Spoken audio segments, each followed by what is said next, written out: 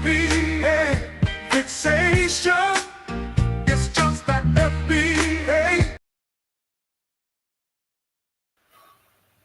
Blessed risings, good afternoon or good evening, depending on where in the world you are tapping in from. You got to keep in mind that Keep It P podcast is a global show.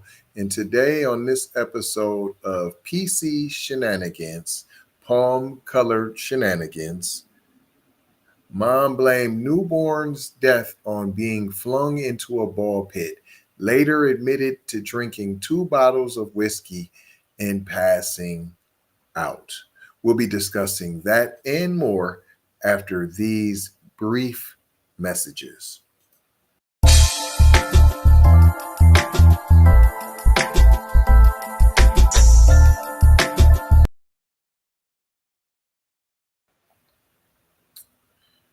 Welcome back.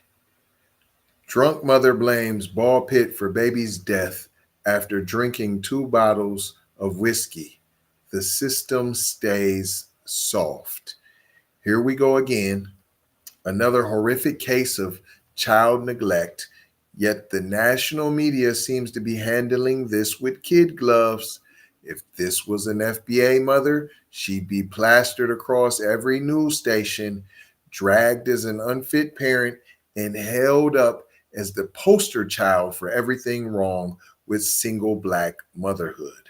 But when it's Christine N. Davis, a 32-year-old woman from Oklahoma, suddenly the coverage is softer, the framing is tragic rather than criminal. Let's be clear, this wasn't an accident. This was gross negligence that led to the death of an innocent child. A night of drunken neglect ends in death, according to reports. Davis admitted to drinking 2 whole bottles of whiskey before passing out, leaving her 2-month-old baby and his 4-year-old brother completely unattended for over an hour. When she finally woke up, her newborn was unresponsive with severe head injuries. Instead of taking responsibility, Davis lied to police and claimed her child died from being flung into a ball pit. Think about how evil that is for a second.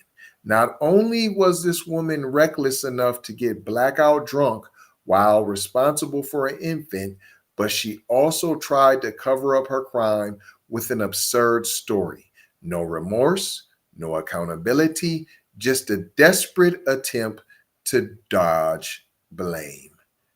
If this was an FBA mother, they wouldn't even bother with the second-degree charges. They'd hit her with first-degree murder, child endangerment, and anything else they could stack up to ensure she never saw the light of day again. But watch how the system handles this case. Will she actually pay the full price? Probably not. It's apparent the media has a soft touch on certain criminals. Notice the language being used: a tragic situation, a mother who made a mistake, a heartbreaking loss. They want the public to feel sorry for her, to frame this as just another sad incident rather than the clear-cut case of reckless homicide that it is. But let's switch the roles. If an FBA mother left her baby to die while drinking 2 bottles of whiskey, would the media be this gentle? Of course not. They'd pull up her entire background, every social media post, and paint her as an unfit, irresponsible stereotype. They turn this into a larger conversation about Black mothers being unqualified to raise children. But here, yes, crickets. Why isn't there calls for justice for this innocent baby? At the center of all this is a 2-month-old baby who never had a chance.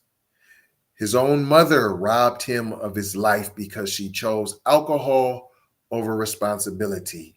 And let's not forget the 4-year-old brother who had to witness this madness unfold, traumatized for life because of his mother's reckless, selfish behavior. This child deserves justice.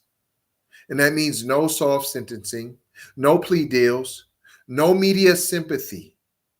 Davis should get the same harsh treatment that an FBA suspect would in this exact scenario. Different suspects, but it'd be the same playbook. We've seen this script before. Soft charges, sympathetic headlines, and a system that always finds a way to cushion the fall for the right people. Meanwhile, an FBA in the same situation wouldn't have that luxury. And what did we learn here today, boys and girls? If justice is truly about fairness, then let's see it applied evenly, because now it's looking real selective, as it has been for the last 400 plus years. And I'm not going to hold you. I'm just going to mold you, fold you, and scold you about being off code. Going to leave you with 4 words, as we always do around this time. Subscribe for the vibe, like for the spike, comment your vomit, and share if you care, if you dare, to get Black empowerment everywhere. We are on all of these platforms that you see: Apple, Spotify, YouTube, Twitter, Instagram, TikTok, Snapchat, Facebook. Come and take a look. You might get hooked, but don't get shook by the fake Keep It P podcasts that are out there. Love, peace, blessings, and maloha. I gotta go ha for show ha. You already know ha. Big Brother Light Bright Supremo Mighty. Signing off.